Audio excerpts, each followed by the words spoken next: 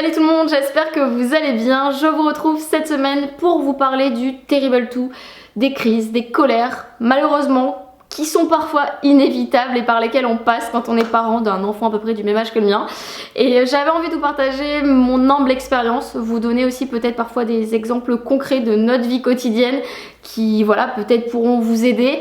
J'avais envie un petit peu de partager tout ça avec vous parce que parfois on peut se retrouver vite démuni et on peut se poser beaucoup de questions, ce qui a été beaucoup mon cas, ce qu'il est encore parfois. Et j'avais envie un petit peu de partager tout ça avec vous. Donc c'est parti. Alors pour commencer, n'hésitez pas à vous mettre à l'aise, à prendre une petite boisson, etc. Parce que on n'est pas à l'abri que je m'étale et que ce soit un petit peu long, hein. On n'est pas à l'abri, je vous préviens. Le Terrible 2, ça va être une phase d'opposition qui arrive entre 18 et 24 mois, mais si j'aime pas vraiment donner des chiffres en fait là-dessus parce que pour le coup, je pense que encore une fois, chaque enfant est différent et ça dépend vraiment. Pour nous par exemple, ça n'a pas du tout été dans cette période-là et ça va être en fait le moment où votre enfant va prendre conscience qu'il est une personne à part entière et il va avoir envie de s'affirmer tout simplement et de prendre ses propres décisions. Maintenant le Terrible 2 aussi c'est finalement une étiquette qu'on colle en se disant bon bah c'est plus commode, on colle une étiquette, c'est bon il a une phase pourrie et il va être lourd pendant un an et je vais supporter ça et je vais subir pendant un an et puis bon allez vers les 3 ans j'ai entendu dire que bah ça passait donc on verra bien. Et alors ça pour le coup moi je pense que c'est la plus grosse bêtise à faire quoi vraiment parce que moi je me suis pas remise en question mais je me suis vraiment questionnée il y a un an par rapport à ce Terrible 2 et je me suis vraiment dit est-ce que si tu laisses les choses faire comme ça va vraiment arranger les choses et j'ai tout de suite en fait pris les choses en main à ce moment là pour finalement aider notre enfant à se développer le plus sereinement possible. Je pense que vraiment si on laisse faire et on subit un petit peu la situation déjà en tant que parent, en tant que personne, on va pas être bien et on va très mal le vivre.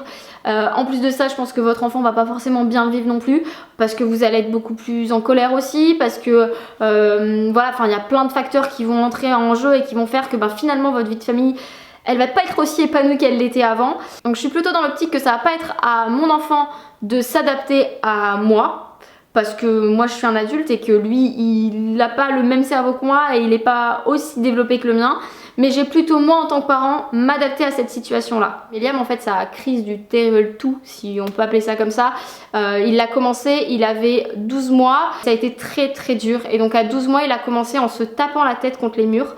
Quand je m'opposais à lui, tout de suite il tapait la tête contre les murs, il se tapait la tête contre le sol et c'était assez violent. Un jour je suis arrivée à la crèche, il avait 5 bleus sur le front quoi, hein, donc c'était quand même assez difficile à vivre. Là à ce moment là on intervient, on le prend dans ses bras, on lui explique non t'énerve pas, ça sert à rien de te faire du mal etc. Et puis en fait c'est à ce moment là où finalement j'ai commencé à vraiment me questionner et me dire ok maintenant va falloir changer les choses parce que là ça va pas le faire quoi. Donc ça a commencé comme ça s'est un peu étalé jusqu'à plus ou moins 18 mois quand même, plus ou moins 18 mois. Il me tapait, il tapait son père aussi, il se tapait se taper la tête contre les murs c'était fini. Qu'est-ce qu'il faisait aussi? Ah oui le truc sympa, il le fait encore parfois mais c'est plutôt rare, c'est le oh mon dieu ça c'est horrible hein. Et voilà ça arrive aussi parfois quand il est pas d'accord, c'est ce qu'il fait, ou sinon parfois il s'énerve et il fait ça et il tape dans l'air, ça arrive comme ça mais bon les excès de colère de ce type en tout cas c'est bel et bien fini. Je pense que tout simplement je me suis adaptée comme je vous ai dit et c'est ce qui a finalement un petit peu tout changé. Après, souvent on m'a parlé de certaines choses, moi je sais que quand je commence à m'énerver, que là je sens que ça monte et que la soupape elle va péter avec Liam, voilà, je souffle et du coup la dernière fois c'était assez marrant parce que j'avais pas commencé à le faire, j'ai commencé à devenir à m'énerver. J'ai fait ça, c'est lui qui a soufflé. Donc voilà, au final, je pense qu'il a plutôt saisi le truc. Donc s'il faut, ça va être ce qu'on va appliquer par la suite quand il s'énervera, c'est qu'il soufflera comme maman. Maintenant, il y avait des choses dont on m'avait parlé à la crèche notamment, c'était le coussin de la colère. Et que quand il tapait comme ça, et qu'au lieu de taper quelqu'un, mais qu'il avait quand même besoin d'extérioriser tout ça, c'était de prendre un coussin, de dire c'est le coussin de la colère, toute ta colère tu la décharges dans ce coussin. Donc soit ça, et je sais plus ce qu'on m'avait dit encore. Voilà, enfin trouver des petits trucs comme ça, que ce soit le coussin de la colère, la chaise de la colère, ou on gesticule dans tous les sens pour enlever sa colère, on chasse la colère contre les murs, enfin bref, voilà, plein de trucs comme ça, un peu délivrés peut-être, mais ça fait du bien. Et en tout cas moi, de souffler comme ça me fait du bien, et a priori il va peut-être suivre le même chemin que moi. Alors j'ai regroupé plusieurs questions et j'ai essayé d'en faire une seule. Je pense que voilà, c'est à peu près dans le même thème. Crois-tu à la discipline sur l'enfant et est-ce que tu fais du chantage pour obtenir quelque chose de Liam? Punition, coups, etc. Alors, j'ai posé la question aux personnes qui avaient utilisé le mot discipline justement, et j'ai pas eu de réponse et j'ai voulu tourner cette vidéo. Donc je ne sais pas ce qu'elles entendaient par discipline. Je trouve que c'est un mot quand même assez dur, discipline, mais bon, pourquoi pas. Alors non, ça c'est typiquement le genre de choses qu'on ne fait pas chez nous. Je vais vous donner un exemple. Par exemple, je suis en train de faire chauffer de l'eau bouillante sur le feu et Liam va absolument y toucher. C'est pas la première fois que je le dis, 2 fois, 3 fois, 4 fois, et j'arrête pas de me répéter, en fait ça me saoule parce que j'ai peur et j'ai pas envie qu'il y touche. Donc là au final ça marche pas, il comprend pas, qu'est-ce que je fais? Je le punis. Je le mets, je sais pas, dans sa chambre, je l'enferme dans sa chambre, t'y touches pas, machin, c'est pas bien, nanana. Bref. Là, ce qu'il va se dire la prochaine fois, quand il va vouloir toucher la casserole, alors certes peut-être qu'il y touchera plus jamais, mais pourquoi? Est-ce que parce qu'il sait que s'il y touche, ben ça peut lui tomber dessus et ça va le brûler, ou est-ce qu'il va se dire non parce qu'arrête, ma mère elle va me retomber dessus et elle va me remettre dans la chambre et j'ai pas envie. Là la différence elle est là, c'est que j'ai pas envie que Liam se dise ma mère va me tomber dessus, je préfère qu'il se dise non, si je touche à la casserole je risque de me faire mal. Ce qui me fait penser en fait à un exemple que j'avais lu dans un bouquin, c'était très pertinent je trouvais. C'était est-ce que j'ai envie de faire de mon enfant un adulte qui craindra en fait la police et qui du coup va rouler doucement parce qu'il va se dire oh mon dieu je vais me prendre une amende ou quoi que ce soit, ou est-ce que finalement j'ai envie de faire de mon enfant un adulte responsable qui se dit non, si je roule vite et que je dépasse la limite de vitesse, je risque de me mettre en danger, je risque même de mettre la vie d'autrui en danger. Je pense que le choix est vite fait.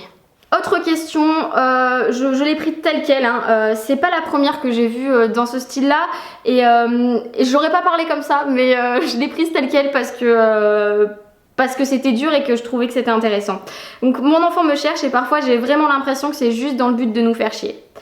Alors, pour moi, c'est juste pas possible de penser ça en fait, parce que je pense pas qu'un enfant de 2, 3, 4 ans, son but ultime ce serait de nuire à ses parents en se disant purée, qu'est-ce que je vais les saouler ce matin.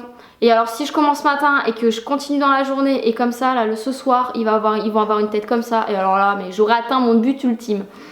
Non, quand on le dit comme ça paraît un peu idiot, non? Je pense que là réellement le problème, je suis pas là pour juger qui que ce soit, mais je pense que le problème va venir de la compréhension et je vous dis ça et je peux comprendre que ça peut être difficile, mais honnêtement, foncièrement, je pense pas qu'un enfant il se dise bon je vais saouler mes parents, je vais faire exprès du matin jusqu'au soir et je vais être insupportable, je vais rien écouter. Je pense qu'il y a vraiment un problème de compréhension et je vous dis ça parce que ça m'est déjà arrivé des moments comme ça où avec Liam on se comprenait pas du tout et en fait il y avait un moment où ça, comment dire, on était face à un mur tous les deux et puis là moi qui suis adulte, je me suis remise en question et je me suis dit ok, là si ça va pas à ce moment là, il est buté, il y a un truc qui cloche. Qu'est-ce qui s'est passé avant? Qu'est-ce qui a pu faire que il devienne comme ça alors qu'en fait tout allait très bien? Et est-ce que voilà, enfin bref, j'ai pas vraiment d'exemple concret et je pense que ça c'est le genre de truc qui doit s'appliquer au cas par cas, mais je pense que vraiment en tant que parents c'est surtout à nous de se remettre en question et c'est surtout à nous de réfléchir s'il n'y a pas quelque chose qu'on aurait loupé. Je fais une petite pause dans les questions parce que je viens d'y penser et je pense que ça peut être très très intéressant. Voilà, cette question elle m'a un petit peu perturbée et du coup je me dis qu'il peut y avoir parfois des parents qui sont complètement paumés et que ça pourrait les aider. Donc j'ai plusieurs bouquins dont je vous ai déjà parlé, à savoir les livres d'Isabelle Fioza. Moi je vous en conseille vraiment 2, à savoir Au cœur des émotions de l'enfant. Ce qui va vraiment vous donner, je pense, une vision différente de la chose, surtout si vous êtes capable de penser le genre de choses que j'ai pu énumérer dans la question précédente.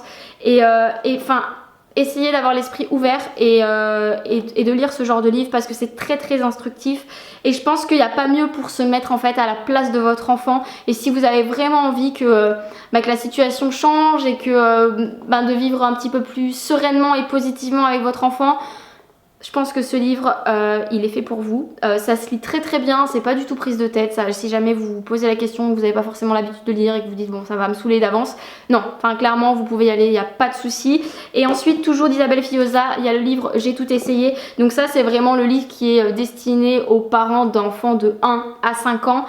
Et il y a vraiment des exemples très concrets et je pense que ça peut vraiment vous aider, donc voilà. Et ensuite un autre bouquin que j'ai reçu qui s'appelle Parentalité affirmée. En fait j'ai pas mal de bouquins sur le sujet qu'on m'envoie et notamment celui-ci que j'ai trouvé très intéressant, que je n'ai toujours pas fini, hein, c'est toujours en cours.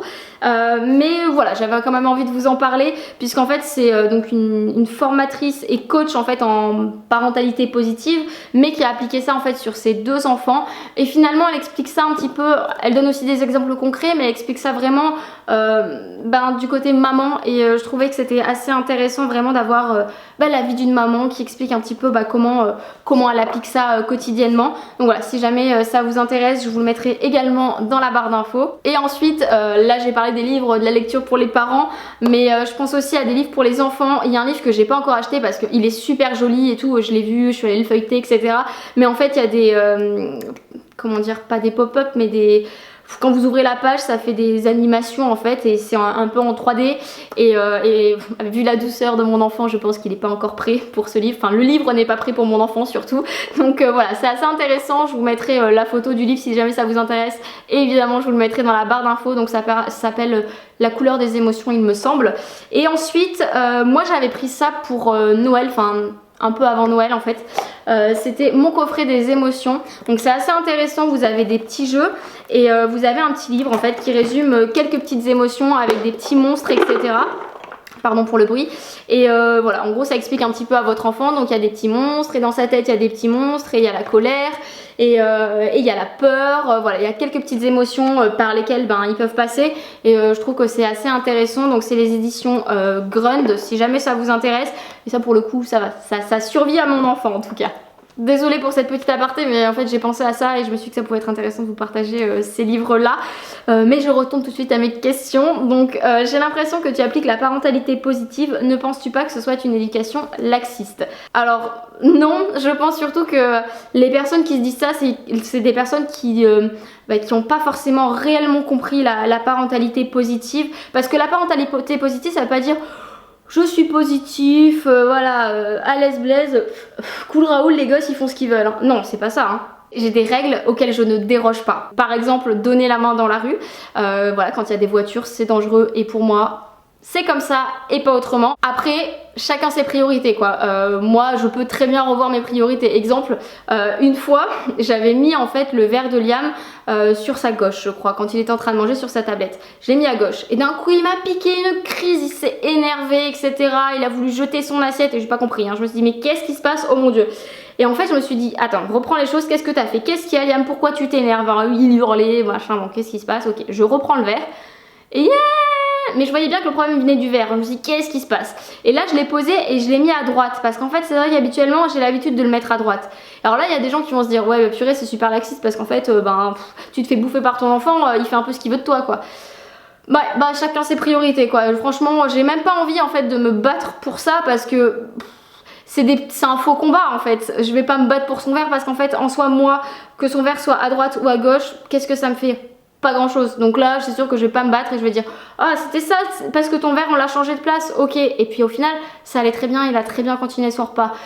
Voilà, il y a des trucs comme ça, c'est sûr que je vais entre guillemets laisser passer parce que comme je vous dis c'est des faux combats et que j'ai pas envie de me battre pour ça dans le but de quoi, de prendre le dessus sur mon enfant. Non, je vois pas trop l'intérêt. Après, qu'on soit clair, ça veut pas forcément dire que je cède non plus à ces caprices entre guillemets. C'est-à-dire que par exemple, je suis en train de cuisiner et là je vais dire bon bah Liam, on va passer à table, range tes jouets. Il a étalé tous ses jouets sur le tapis dans le salon et voilà, j'ai vraiment envie que ce soit rangé pour qu'on puisse passer à table et manger sereinement. Et puis là il va commencer à s'énerver, à même limite jeter ses jouets etc. Alors là moi non je suis pas d'accord qu'il jette ses jouets, donc là j'interviens, j'arrête tout tout ce qui est en train de cuire pour pas que ça crame. Je vais le voir et je lui dis écoute Liam, qu'est-ce que tu fais? Déjà d'une, on ne jette pas les choses, tu le sais, on est d'accord. Pourquoi tu ne ranges pas? Bah oui, il a envie de jouer, hein, ça se comprend, hein, en même temps c'est plus intéressant. Et là je lui dis mais écoute, on va manger, tu pourras rejouer après. Mais là, vaut mieux qu'on range les jouets. Tu veux que je t'aide à aller ranger les jouets? Et là ce que je fais c'est que je vais l'aider. Alors souvent ça fonctionne, parfois bon on se retrouve avec un enfant un peu récalcitrant qui se dit oh non j'ai pas envie en fait, j'ai vraiment pas envie. Et ben là je m'adapte en fait en fonction. Par exemple je vais faire bon ben moi je vais commencer à le faire et hop je le fais. Et ça en fait je vais faire une sorte de entre guillemets jeu. Je vais commencer à ranger le jouet en première et puis lui il va commencer à le faire. Je fais oh non non oh non vite. Et en fait bah c'est fait, c'est rangé et j'ai perdu quoi 3 minutes de mon temps. J'ai plus qu'à retourner à ma casserole et puis c'est bon on mange quoi. Donc voilà, il n'y a pas eu de cri, il n'y a pas eu de... Donc voilà, j'essaye d'adapter aussi en fonction de chaque situation. Je cède pas à tout parce que je vous ai dit le verre et tout de suite on va se dire oui mais c'est super laxiste, tu cèdes. Voilà, il y a des fois, il y a des choses que je demande et que j'ai envie qu'il fasse. Notamment ranger ses jouets avant manger, et ben il va ranger ses jouets avant manger. Si ça prend un peu plus de temps et s'il faut que je l'aide, et ben je l'aiderai s'il le faut, mais le but c'est que les jouets soient rangés. Ensuite j'ai eu beaucoup d'exemples de mamans qui m'ont fait beaucoup rire, il y en a certaines avec qui on a pas mal rigolé, qui m'ont dit mais enfin il y a des fois je me retrouve face à une crise, je suis spectatrice quoi, je sais plus, je viens juste de m'opposer à mon enfant pour un truc mais c'est parti en vrille en 3 secondes et j'ai pas compris quoi. Et du coup comment est-ce que toi tu fais pour gérer ce genre de crise? Et alors premièrement j'évite de dire non. Par exemple, Isabelle Fillosa l'explique très bien, je vous invite vraiment à lire ses livres, c'est très instructif. Notamment elle dit, ce qui est très difficile, qu'il ne faut jamais dire non, parce que le non en fait c'est le mot que votre enfant sort, mais il a appris où ce non? C'est parce que quand il était petit, il a commencé à crapahuter, à toucher à tel truc, et vous êtes arrivé, vous l'avez dit non. Et alors ça c'est facile à dire, mais c'est très difficile à faire, et honnêtement, moi je galère, hein. Je suis vraiment très nulle de ce côté là, le non je le gère pas du tout quoi. Donc le non est aussi la négation parce que avant 2 ans en fait le ne pas ils font aucune différence. Ne pas je sais pas tirer les poils du chat, ils vont entendre ah poil du chat ouais cool. Donc voilà, c'est la négation n'existe pas en fait avant 2 ans et n'est pas comprise du moins avant 2 ans. Et ça c'est justement le non et la négation des choses à ne pas employer. C'est plus facile à dire qu'à faire parce que moi quotidiennement je l'emploie et quotidiennement je me reprends. Alors j'essaye, il y a plein de fois où évidemment je fais bien mes phrases, je les formule très bien et en fait il y a des fois genre là récemment Liam avait débranché la prise de l'aspirateur pendant que j'étais en train de le passer. Moi je comprends pas, mais qu'est-ce qui se passe? Ok Liam, ne touche pas à la prise. Et là je fais ok non dis pas ça, qu'est-ce que tu fais? Ok Liam, la prise de l'aspirateur, laisse-la tranquille, maman elle est en train de passer l'aspirateur, après ça va plus marcher. Donc voilà, et c'est pas facile parce que très souvent moi je me reprends en fait et je reformule ma phrase parce que c'est pas évident, c'est ancré en fait en nous depuis le début, donc c'est très compliqué à appliquer. Donc ce que j'ai fait écoute Liam, on laisse la prise. Tu sais ce que tu vas faire? Tu vas venir m'aider à passer l'aspirateur si tu veux. Autre chose pour éviter les crises et pour le coup que je gère plutôt pas mal contrairement au non et à la négation, voilà, j'ai encore beaucoup de travail à faire. Ça va être de détourner l'attention. Ça c'est vraiment quelque chose qui fonctionne beaucoup. Je vais vous donner un exemple à la piscine. On va souvent, enfin toutes les semaines on va à la piscine avec Liam. Pour sortir de l'eau c'est juste pas possible, il aime tellement ça, il veut continuer à jouer et c'est sûr que lui dire bon c'est fini maintenant, la séance elle est finie et on rentre à la maison. Et il a pas trop envie et c'est vrai que ça a pu être difficile. Je me souviens d'une fois où j'ai pas vraiment détourné l'attention parce qu'en fait on était les derniers à sortir de l'eau, il y avait en fait l'autre groupe des un petit peu plus grands qui arrivait et il fallait qu'on bouge de l'eau quoi tout simplement, donc j'ai pas forcément trop pris le temps j'avoue. Et alors là j'ai fait si maintenant on sort, je l'ai pris et je l'ai pris sous le bras, il était comme ça et il hurlait etc. Et alors là ma vie a été un enfer, j'ai galéré à m'habiller, j'ai galéré à l'habiller, je suis repartie à la voiture avec Liam sous le bras, il avait même pas de chaussures, enfin c'était une catastrophe. Et en fait je me suis dit ça je l'ai fait une fois et je le ferai plus jamais quoi parce que c'était trop dur à gérer quoi, c'était trop dur à gérer. sans compter le regard des autres, mais à la limite ça c'est pas bien grave, mais voilà, c'était vraiment pas simple. Et du coup après j'ai anticipé les séances qui ont suivi. Et là en fait ce que j'ai fait, c'est que j'avais pris des trucs qu'il adorait dans le sac de piscine. Notamment je l'ai pris sa voiture parce qu'il arrêtait pas de jouer avec une petite voiture et je l'ai prise dans le sac de piscine. Et en fait pour sortir de l'eau, il me dit non, j'ai pas envie de sortir de l'eau, non, etc. Je lui dis écoute, on va faire ça une dernière fois, machin. Et j'anticipe parce qu'il y a l'heure en fait à la piscine. Du coup je vois, je me dis ok, je vais commencer à le préparer à sortir de l'eau. Mais bon, je le faisais déjà avant, ce qui n'a pas empêché la crise, hein. Et voilà, je le préviens qu'on va bientôt sortir, etc. Et là je lui dis, mais tu sais ce que maman elle a pris dans le sac de piscine? Elle a pris ta petite voiture rouge. Alors là il s'est fait quoi, ma voiture rouge? Et en fait ça a complètement détourné son attention vers quelque chose d'autre qu'il aimait. Donc il adore jouer dans l'eau, mais il adore aussi sa petite voiture rouge. Et ça c'est le genre de truc qui fonctionne. Et voilà, bon bref, c'était pour vous donner un autre exemple. Après pour rester un petit peu dans le même thème, mais les questions qui sont souvent revenues, ça va être comment tu fais pour que ton enfant touche pas à tel ou tel truc chez toi alors qu'il a pas le droit, etc. J'ai aussi adapté notre maison et son espace de vie de manière à ce que j'ai pas à le reprendre en fait toutes les 30 secondes également. Après il y a des choses que j'ai interdit inévitablement et dont il a accès, notamment le four qui est bas et que la vitre est chaude quand même quand ça chauffe, et du coup c'est dangereux, donc du coup j'ai pas du tout envie qu'il s'approche de ça. Donc ça a été petit à petit. Donc bien sûr au début je dis tiens c'est quoi ce truc, c'est allumé, ça fait du bruit, ça m'intéresse, en plus il y a de l'odeur qui sort de là, ça a l'air pas mal. Donc c'est vrai que c'était assez intéressant pour lui le four. Et puis j'y ai mis des mots, alors voilà, je suis très comédienne, hein. Aïe, oh ça chauffe, ah ça brûle, aïe fais attention, hein, ça c'est très dangereux, hein. Donc dangereux, ça c'est des mots vraiment qu'il comprend. Et d'ailleurs je ne dis jamais non quand j'interviens pour quelque chose de dangereux. Ça c'est un truc, je sais pas comment j'ai pu le faire, parce que comme je vous dis le non et la négation je l'emploie quand même assez souvent, mais quand c'est dangereux, je sais pas pourquoi le premier mot qui sort c'est attention, attention, danger, voilà, pour qu'ils comprennent vraiment que tout de suite il se stoppe. Et ça marche très bien, en tout cas ça, voilà, je sais qu'immédiatement il se stoppe. Et pour le coup le four il y touche pas du tout quoi. Donc ça va être petit à petit, on va se répéter, ça va recommencer. Mais finalement, et surtout je pense quand il est question de danger, il vous écoute, hein. Enfin moi en tout cas ça fonctionne très bien. Au-delà du fait que l'espace est adapté, mais là je pense que quand même ça enlève un bon poids, les fois où il doit m'écouter et que ça peut être un peu compliqué, ça va être surtout les fois où il est en train de faire quelque chose qu'il adore et que je vais lui dire bon bah stop, on arrête tout. Là ça peut être compliqué, je pense notamment quand on va au parc et que je lui dis Liam c'est l'heure, faut qu'on rentre, et qu'il va me dire non et qu'il a juste envie de faire encore 6 tours de toboggan. Donc ça, et là à ce moment là je vais devoir m'adapter à la situation. Même chose par exemple pour le bain, il adore être dans son bain. Et je vais lui dire allez on sort, et qu'il va me faire non, et que si je l'enlève comme ça du bain bah ça va être la crise à tous les coups. Donc là encore une fois je vais m'adapter. Alors je vais vous donner des exemples concrets du bain par exemple, mais là encore une fois je m'adapte à chaque fois et je trouve encore de nouveaux trucs tout le temps en fait, hein. Je vais vous donner ces exemples, ça va peut-être pas fonctionner pour vous, ça va peut-être fonctionner qu'un temps, mais ça encore une fois c'est des idées à chercher et à se renouveler à chaque fois. Donc pour reprendre l'exemple du bain, quand je vais lui dire allez Liam tu sors et qu'il me dit non et qu'a priori il est catégorique, je vais lui dire ah mais tous les jouets là, tu sais où tu les ranges? Et là en fait il va se poser la question, bah oui je sais maman, où est-ce qu'ils se rangent? Bah montre-moi. Et donc là en fait il va ranger tous ses jouets dans le bac, et à ce moment là je vais lui dire ok super, bien joué, félicitations. Alors ça c'est un truc aussi que je fais beaucoup, c'est que je le félicite parce que je suis fière de lui, il sait où est-ce qu'on range les jouets, il l'a bien fait, etc. Et là à ce moment là je vais faire ah génial, bon bah super, on peut sortir du bain. Et là ça fonctionne. Alors après ça fonctionne pas à tous les coups, et comme je vous dis il faut voilà, changer, parce que si je lui fais ça tous les soirs, au bout d'un moment il va se dire ouais ça va t'es bien mignonne.